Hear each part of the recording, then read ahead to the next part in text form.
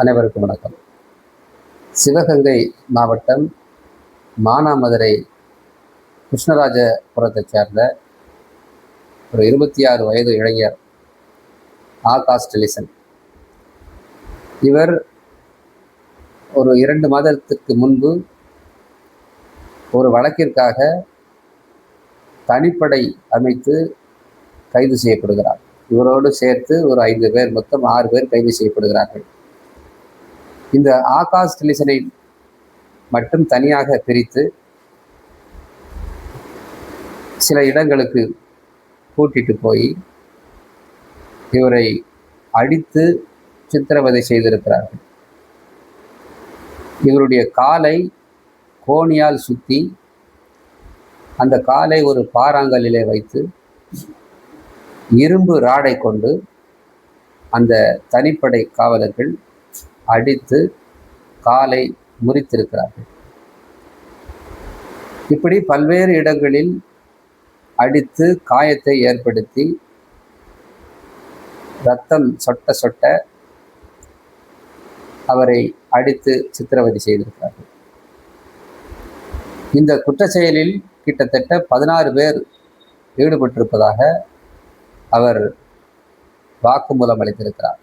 இந்நிலையில் குற்றுயிரும் குலையுயிருமாக மருத்துவமனையில் அனுமதிக்கப்படுகிறார் ஆகாஷ் டெலிசன். இந்த மருத்துவமனையில் வைத்து நீதிபதி முன்னிலையில் இந்த ஆகாஷ் டெலிசன் தனது வாக்குமூலத்தை அளிக்கிறார்.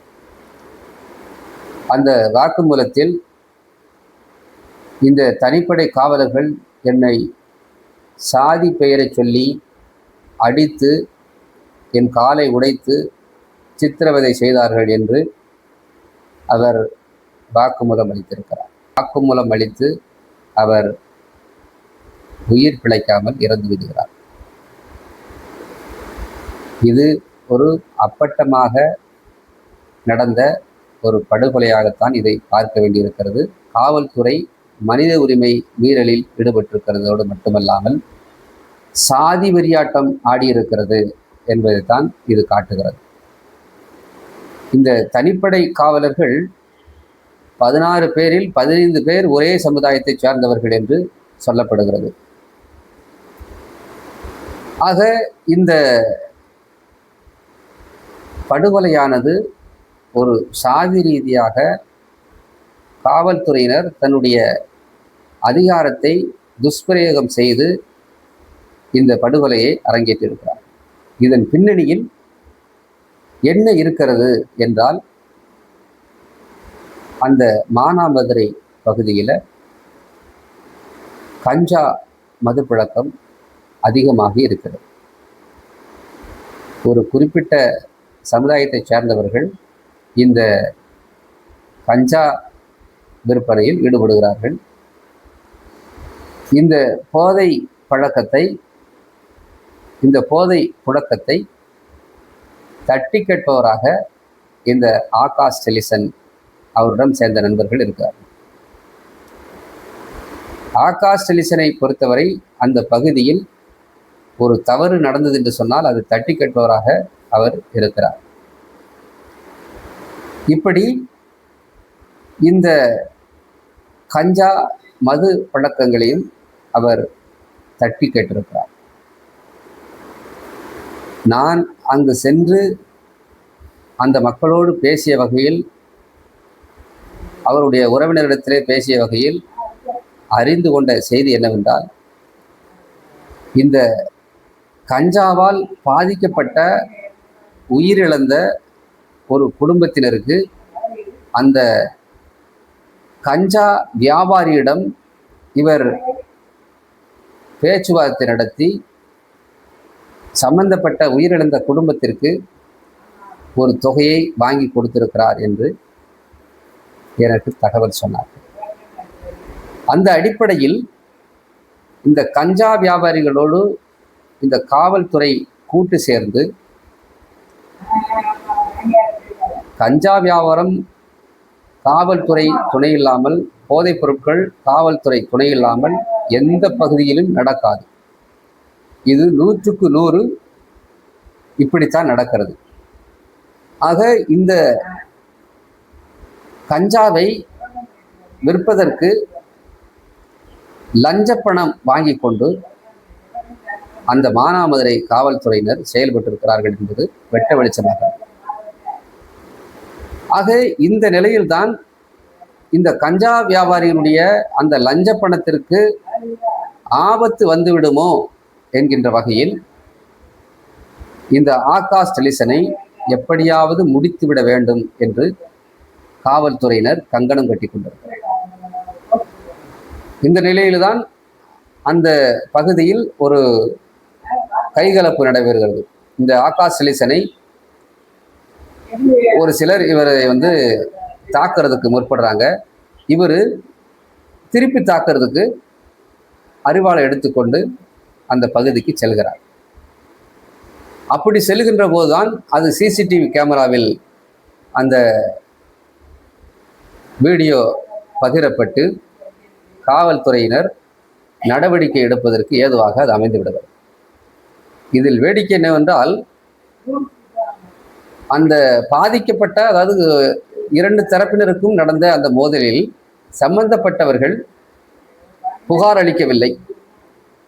அவர்கள் தங்களுக்குள் சமரசமாக சென்று விடுவதாகவே அவர்கள் தெரிவித்திருக்கிறார்கள்.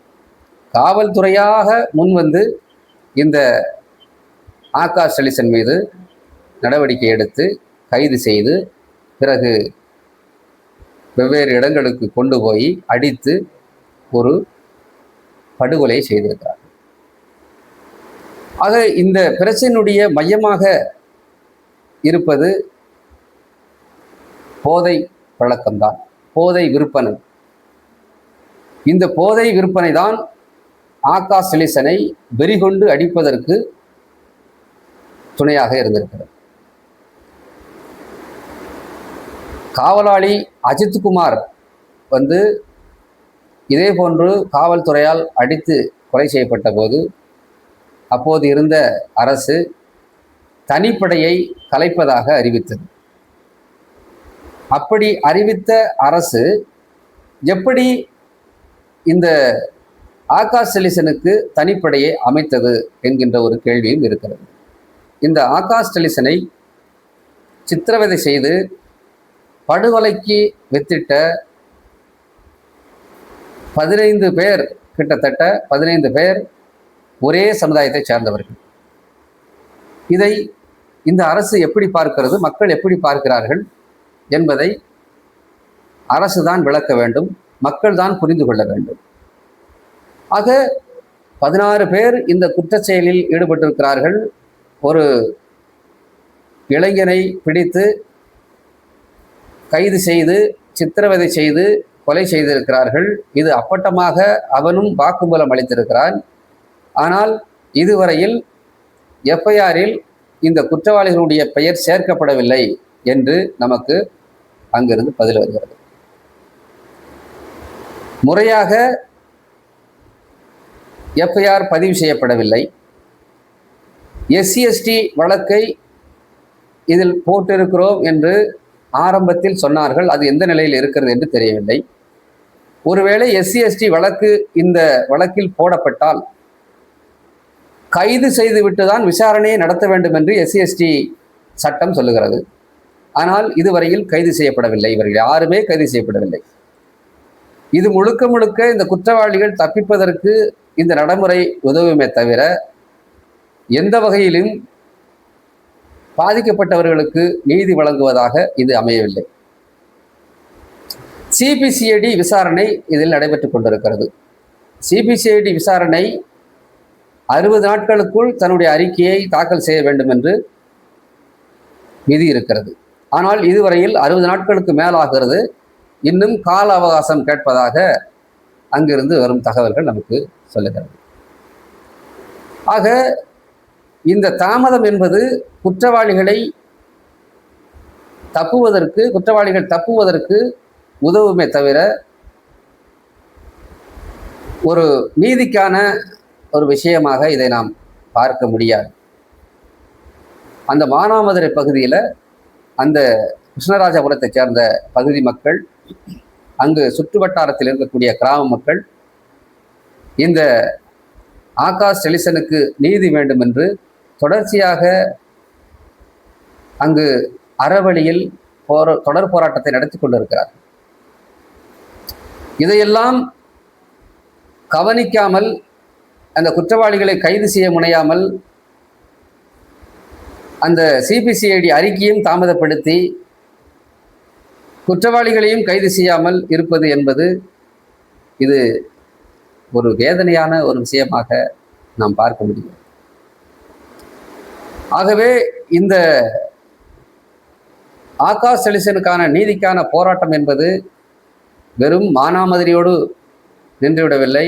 மதுரை, திருச்சி என்று பல்வேறு பகுதிகளுக்குள் பரவுவதற்கு தயாராக இருக்கிறது. ஆக இந்த அரசு, புதிதாக பொறுப்பேற்றிருக்கக்கூடிய இந்த அரசு உடனடியாக இந்த விஷயத்தை கவனத்தில் கொள்ள வேண்டும். இது சாதி ரீதியாகவும் மனித உரிமை மீறலாகவும் காவல்துறை அதிகார துஷ்பிரயோகம் செய்து ஒரு பட்டதாரி இளைஞனை படுகொலை செய்திருக்கிறது. இது ஒரு மாபெரும் அநீதி என்று இந்த அரசு உணர வேண்டும், புரிந்து கொள்ள வேண்டும். அந்த வகையில் குற்றவாளிகள் தப்புவதற்கு இந்த அரசு எக்காரணத்தை கொண்டும் இடமளித்துவிடக்கூடாது என்பதுதான் பொதுமக்களுடைய கோரிக்கையாக இருக்கிறது. ஆகவே விரைந்து இந்த 16 பேர் குற்றவாளிகளை கைது செய்ய வேண்டும். கைது செய்துவிட்டு இந்த எஸ்சிஎஸ்டி வழக்கை பொறுத்தவரை கைது செய்துட்டு தான் விசாரணிக்கணும் அப்படின்னே இருக்குது. ஆக சட்ட நடைமுறையை பின்பற்ற வேண்டும். புதிதாக யாரும் எந்த கோரிக்கையும் வைத்து விடவில்லை. சட்டத்தை நடைமுறைப்படுத்துங்கள் என்றுதான் கோரிக்கை வைக்கிறார்களே தவிர புதிதாக ஒரு சட்டத்தை ஏற்றுங்கள் என்று இந்த மக்கள் சொல்லவில்லை. ஒன்று, மனித உரிமை சார்ந்து ஆணையங்கள் இந்த வழக்கை தாமாக முன்வந்து எடுத்திருக்க வேண்டும். இன்னொன்று, எஸ்சிஎஸ்டி ஆணையம் இருக்கிறது. அந்த ஆணையமாவது இந்த வழக்கை விசாரிப்பதற்கு இங்கே அழுத்தம் கொடுத்திருக்க வேண்டும். இவர்களெல்லாம் எதுக்கு இருக்கிறார்கள் என்றே நமக்கும் தெரியவில்லை. அவர்களுக்கு சம்பளம் கிடைத்தால் போதும் என்று இருக்கிறார்களா என்றுதான் நாம் பார்க்க வேண்டியிருக்கிறது. ஆகவே இந்த ஆகாஷ் டெலிசன் வழக்கை பொறுத்தவரை குற்றவாளிகளை விரைந்து கைது செய்வதுதான் இதற்கு தீர்வாக இருக்க முடியும். ஆகாஷ் டெலிசனுடைய உடலை வாங்காமல் அந்த மக்கள் போராடி கொண்டிருக்கிறார்கள். இதற்கு என்ன பதில் சொல்ல போகிறது அரசு என்பதை நாம் பொறுத்திருந்துதான் பார்க்க வேண்டும். இதற்கு அந்த 16 காவல்துறை குற்றவாளிகளையும் கைது செய்வதுதான் ஒரு தீர்வாக இருக்க முடியுமே தவிர வேறு எது தீர்வாக இருக்க முடியும் என்பதை நாம் இந்த அரசு புரிந்து கொண்டு உடனடியாக நடவடிக்கை எடுத்திட வேண்டும் என்று கோரி விடைபெறுகிறேன். நன்றி, வணக்கம்.